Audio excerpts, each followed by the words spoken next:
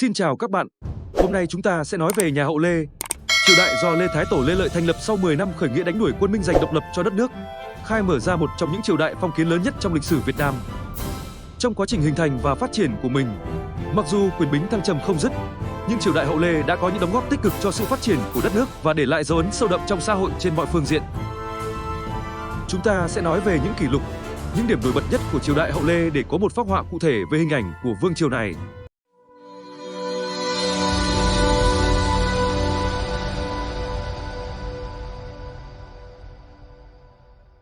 Triều đại tồn tại lâu nhất trong lịch sử phong kiến Việt Nam, 355 năm. Về danh nghĩa chính thống, nhà Hậu Lê là triều đại tồn tại lâu nhất trong lịch sử nước ta với 355 năm, chia làm hai giai đoạn, Lê Sơ và Lê Trung Hưng. Nhà Lê Sơ kéo dài 99 năm, từ 1428 đến 1527. Nhà Lê Trung Hưng kéo dài 256 năm, từ năm 1533 đến năm 1789. Đây là triều đại phong kiến từ tay trắng dựng nên nghiệp lớn, tồn tại lâu nhất trong lịch sử Việt Nam.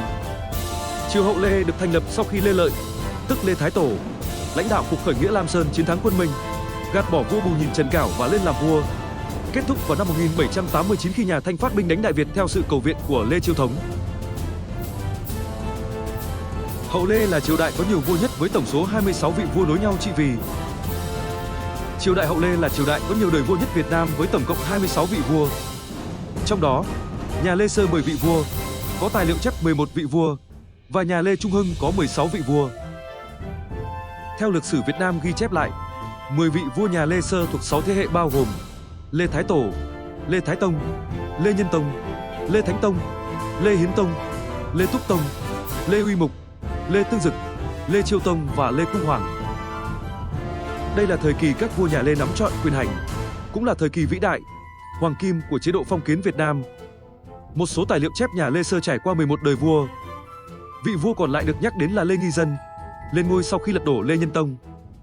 Nhưng chưa tròn 1 năm, ông bị các đại thần lật đổ vì cho rằng không có tài cán và mang tội phản nghịch. Sau đó ông bị giáng làm Lê Đức Hầu và sử sách thường không coi ông là vị quân chủ chính thống của nhà Hậu Lê. 16 vị vua nhà Lê Trung Hưng gồm Lê Trang Tông, Lê Trung Tông, Lê Anh Tông, Lê Thế Tông, Lê Kính Tông, Lê Thần Tông, Lê Chân Tông, Lê Huyền Tông, Lê Gia Tông, Lê Hy Tông, Lê Dụ Tông, Lê Thuần Tông, Lê Ý Tông, Lê Hiển Tông và Lê Mẫn Đế, Lê Chiêu Thống. Đến cuối thời kỳ Lê Trung Hưng, về thực chất nhà Lê chính thống đã bị các thế lực khác chi phối và chỉ tồn tại trên danh nghĩa. Về nguyên nhân sụp đổ của nhà Lê là do Lê Chiêu Thống cầu viện quân Thanh khiến lòng người dân bấy giờ chán ghét và sụp đổ là lẽ tất yếu của lịch sử. Dù cho sau này nhiều thế lực khác nổi dậy đòi khôi phục nhà Lê cũng đều thất bại. Vị vua lên ngôi 2 lần. Người được biết đến với 2 lần lên ngôi là Lê Thần Tông, sinh năm 1607, tên húy là Lê Duy Kỳ, là vị hoàng đế thứ 6 của nhà Lê Trung Hưng và thứ 17 của nhà Hậu Lê trong lịch sử Việt Nam.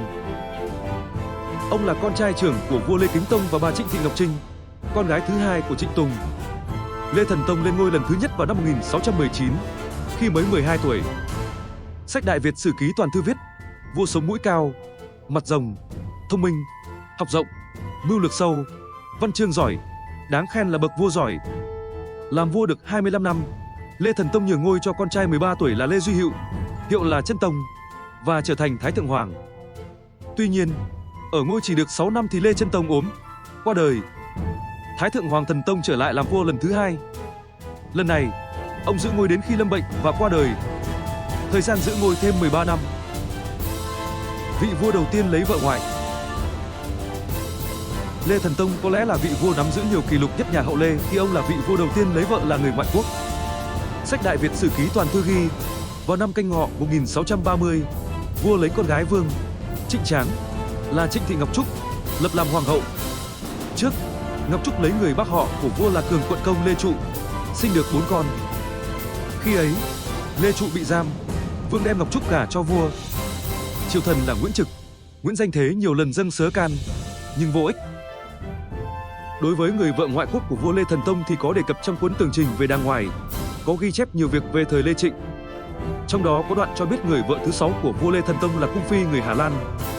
Bà tên là Orona, con gái của toàn quyền Hà Lan ở Đài Loan. Sách này cũng ghi việc chúa đàng ngoài đã cầu cứu các thương gia người Hà Lan khi ấy đã chiếm đóng Java, Indonesia, xin cung cấp cho một số tàu tròn. Người Hà Lan đã đồng ý ngay vì biết vua chúa Đàng ngoài cần những tàu đó để tiến đánh chúa Đàng trong. Sử sách Việt ghi chép lại, vua Lê Thần Tông có 6 người vợ chính thức. Ngoài bà Orona người Hà Lan, vua Thần Tông còn lấy thêm 3 người vợ khác có quốc tịch nước ngoài. Trong đó, vợ thứ hai là người Xiêm, Thái Lan, thứ tư là người Hán, Trung Quốc, thứ năm là người Ai Lao, Lào.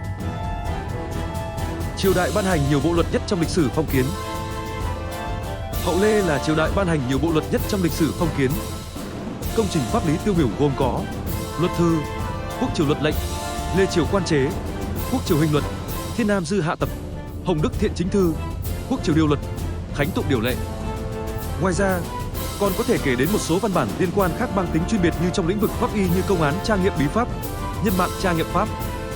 Trong số các văn bản pháp luật này, Quốc triều hình luật, còn gọi là Lê triều hình luật, Luật Hồng Đức, được coi là bộ luật tiến bộ nhất, sử dụng trong thời gian dài nhất, từ 1483 đến 1815, và là đỉnh cao của nền pháp luật phong kiến Việt Nam.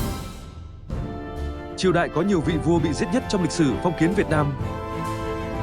Do có nhiều biến cố nên nhà Hậu Lê là triều đại có nhiều vua bị giết nhất. Đó là 8 vua: Lê Nhân Tông, Lê Nghi Dân, Lê Uy Mục, Lê Tương Dực, Lê Chiêu Tông, Lê Cung Hoàng, Lê Anh Tông và Lê Kính Tông. Nhà Hậu Lê dù kéo dài lâu nhất trong lịch sử, nhưng có những khác biệt cơ bản với nhà Lý và nhà Trần trước đó. Nhà Lý, nhà Trần có nhiều triều vua trọng đạo, các tôn giáo như Đạo giáo, Phật giáo và Nho giáo đều cùng phát triển. Tín ngưỡng khiến cho xã Ác ổn định, Giang Sơn hùng mạnh, thiên hạ thái bình. Nhà Lý đánh bại liên minh Gọng Kìm Tống Chiêm Khmer. Nhà Trần 3 lần đánh bại đội quân Mông Cổ hùng mạnh thế giới. Các vua thời đầu nhà Lý, Trần rất ít cảnh tranh giành ngôi báu, đâm chém lẫn nhau. Thậm chí vào thời nhà Trần, các thái tử còn muốn nhường ngôi vị vì không muốn làm vua, chỉ thích tu luyện. Các vua Trần thấy thái tử khôn lớn thì nên nhường ngôi cho con để lên ngôi thượng hoàng chuyên tâm tu luyện hơn. Trong khi đó nhà Hậu Lê trải qua 27 đời vua nhưng cơ bản là độc tôn nho học, áp chế đạo giáo và Phật giáo. Hơn thế nữa, những đời nho sĩ sau này càng ngày càng kém dần.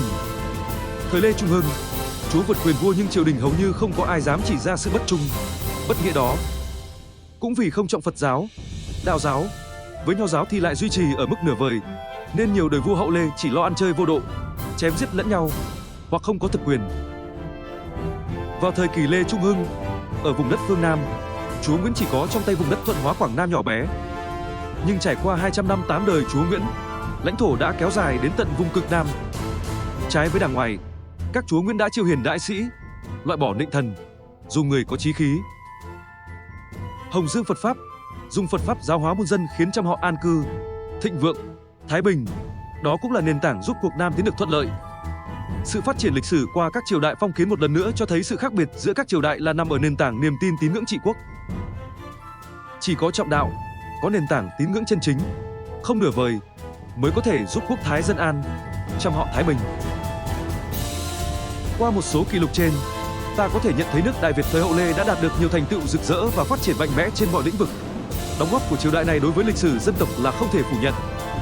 Mặc dù có những mặt hạn chế nhưng nhà Hậu Lê đã để lại nhiều bài học có giá trị đáng để hậu thế suy ngẫm, học hỏi và rút ra những kinh nghiệm quý báu. Xin cảm ơn các bạn đã theo dõi câu chuyện này. Xin chào và hẹn gặp lại trong video sau.